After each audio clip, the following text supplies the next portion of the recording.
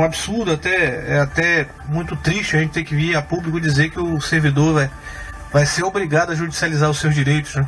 Aquilo que o Estado deveria reconhecer de bom grado, até por conta do papel essencial que os policiais e bombeiros militares têm para a população mapaense. E nós chegamos a esse ponto de ter que judicializar tudo aquilo que nos foi negado. E de primeira mão, na verdade, nós iniciamos uma negociação salarial com o Estado, e não só salarial, mas de uma pauta de reivindicação extensa, como você mesmo leu.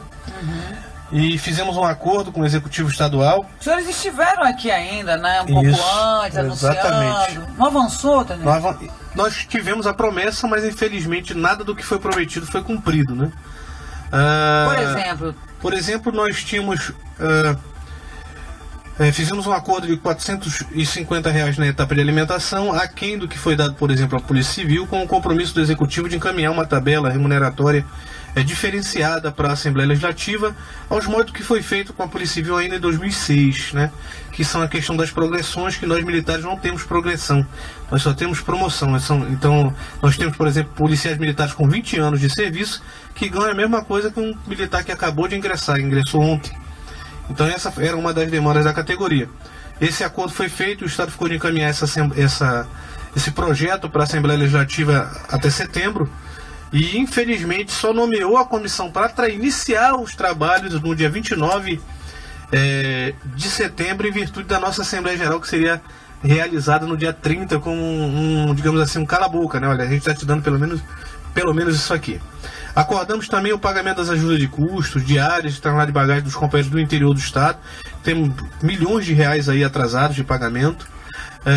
O Estado já tinha sinalizado que não pagaria da gestão anterior, ou seja, a gente já teria que judicializar, mas o acordo era que pelo menos o da gestão seria pago de acordo com a chegada desses processos à SEAD, e infelizmente os processos sequer saíram do comando da instituição, outros estão parados na Procuradoria-Geral através de um imbróglio, e recentemente a SEAD encaminhou um ofício ao comando da unidade, ao comando da Polícia Militar, e creio que também ao comando do Bombeiro, proibindo inclusive que as instituições empenhem o pagamento, ou seja, não vai poder nem empenhar, que pagar muito pior ainda. Então é muito preocupante. O senhor falou uma coisa, Tenente, logo no começo, Tenente Júnior, que nenhuma das promessas foi cumprida, é isso? Não, nada foi cumprido no dia 29, após uma reunião que tivemos dia 22. Comunicamos ao Estado que teríamos uma Assembleia Geral no dia 30, no dia 29 foi nomeada uma comissão. Foi pago em agosto os R$ 450 a mais na etapa de alimentação, porém o retroativo que havia sido acordado não foi pago. Após esse período, nós recebemos uma proposta do Executivo que pagaria janeiro, fevereiro e março. Na última reunião, a Secretaria de Administração Adjunta já nos disse que não terá condição de efetuar esse pagamento em janeiro, fevereiro e março, ou seja, e não tem nem previsão de pagamento para isso. E além da questão salarial, Gilene, é importante te frisar isso, nós também estamos reivindicando condições de trabalho, porque nós estamos numa situação realmente muito complicada. Pra você ter uma ideia... A SMEAP representa... os policiais e bombeiros militares do Estado, todos, do coronel até o soldado, da Polícia Militar. Estamos falando de milhares, estamos falando de quantos homens e mulheres? Em torno de 5 mil militares. 5 mil militares, policiais e bombeiros militares. Então, além dessas questões que até agora o Tenente Júnior, presidente da SMEAP, expôs relativas a salários, o senhor está dizendo que existem também as condições relativas às condições de trabalho. Exatamente, que são primordiais para a gente. O nosso trabalho, ele é essencial e precisa de condicionantes, né?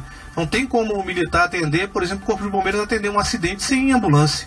E nós temos hoje, infelizmente, na capital do estado, uma única ambulância no Corpo de Bombeiro rodando, por incrível que pareça. E aí a população, na hora do desespero, demanda para o 190, e essa chamada vai cair na mão de um policial militar, ou de um bombeiro militar, que não vai ter condições de encaminhar ninguém, porque não tem um veículo apropriado para fazer isso. E...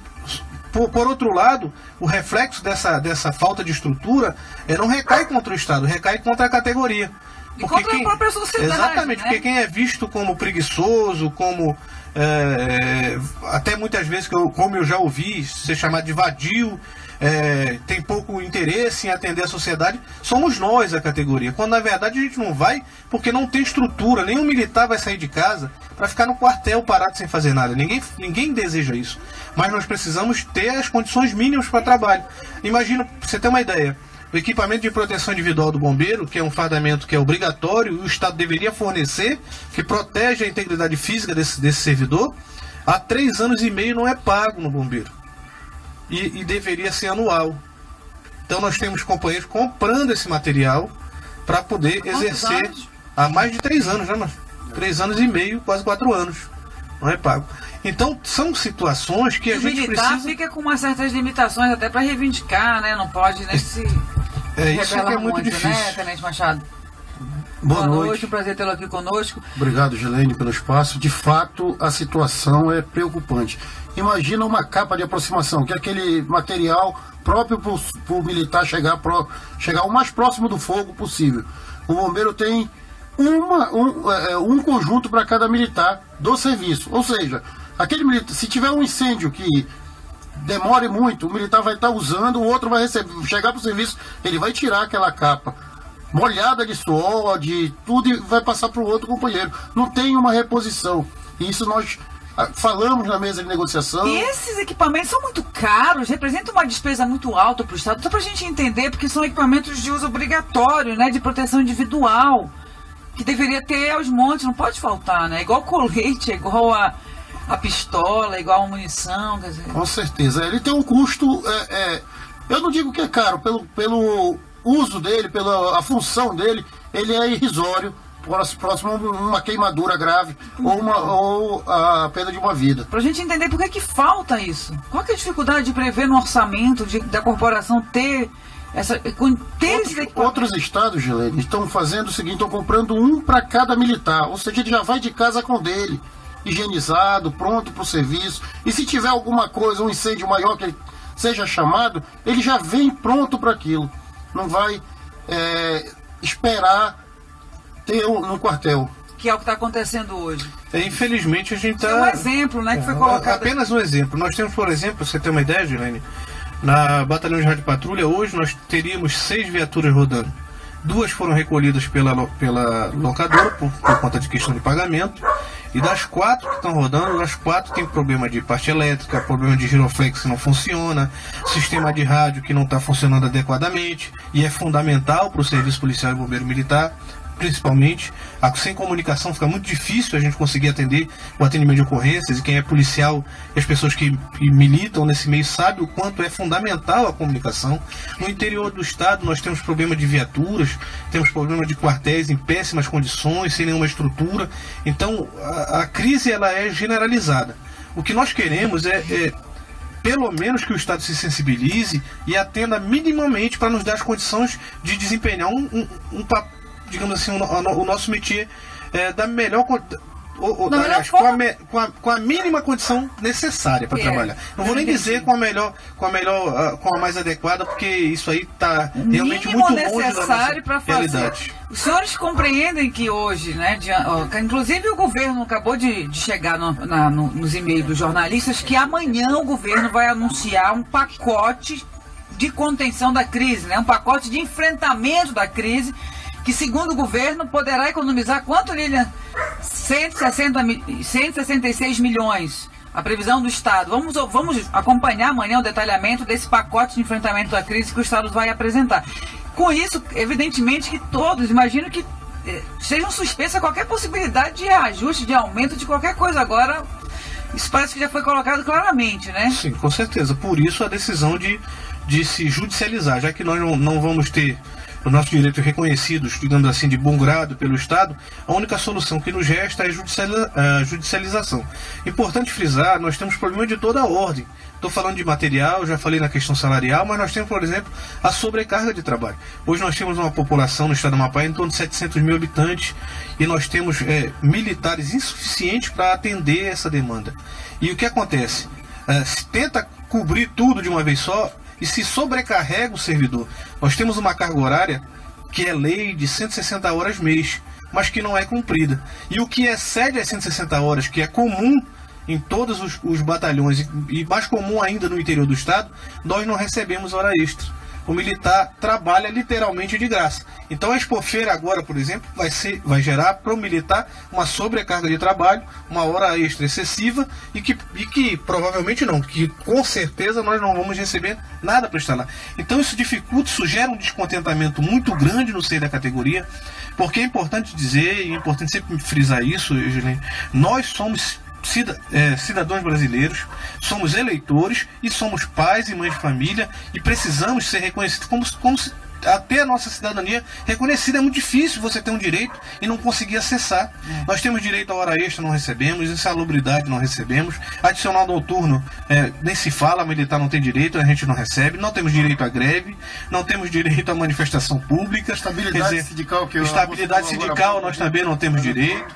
Então a nossa situação é muito complicada. Chegou ao ponto dos militares marcarem uma Assembleia Geral para o dia 15 de outubro agora, às 16 horas, na Praça da Bandeira, onde a categoria vai discutir essa dificuldade e externar esse descontentamento, esse sofrimento. Porque o que nós decidimos é o seguinte: nós não podemos mais permanecer calados, sofrendo, levando a culpa de toda uma falta digamos assim, de estrutura, né? O servidor é que está sendo penalizado, está sendo culpado, está sendo sobrecarregado por conta disso, e a gente não pode mais continuar. A sociedade precisa saber, e segurança pública precisa ser prioridade no estado do Amapá. Olha, a gente não pode mais continuar sendo empurrado para baixo do tapete. Que essa discussão os senhores querem fazer, como o senhor disse, aberto com a sociedade no dia 15 na Praça da Bandeira. É um momento difícil, né? A gente já vai encerrar o programa, já são 7 horas. Eu quero agradecer os senhores, Tenente Júnior, Tenente Machado, presidente e vice-presidente da Associação de Servidores Militares do Amapá, dia 15 de outubro, que horas? Às 16 horas, na Praça da Bandeira. Toda a sociedade está convidada, não é só exclusivo para o militar. E amanhã a gente vai voltar a falar desse assunto, até porque a gente vai trazer os detalhes amanhã desse pacote anunciado pelo governo para a contenção da crise e despesas, e voltar a falar sobre a importância da segurança pública, da cobrança que a sociedade faz e da relevância desse serviço prestado na Polícia Militar, como na Polícia Civil, como no Corpo de Bombeiros, lá no IAPEM, lá na Politec. Todos aqueles que fazem parte desse conjunto de instituições que formam a segurança pública são homens e mulheres corajosos, de grande valor. Nós temos grandes policiais no Amapá, militares e civis, e que certamente podem e dão uma resposta muito positiva para a sociedade, que podem e poderiam dar muito mais se, na hora da divisão do bolo orçamentário, essas instituições tivessem uma parcela mais significativa do orçamento. E tudo isso se dá na hora da divisão do bolo orçamentário. É por isso é tão importante essa discussão. Não vai dar para a gente continuar hoje, mas amanhã às 5h30 estaremos de volta. Muito obrigada pela companhia. Até lá.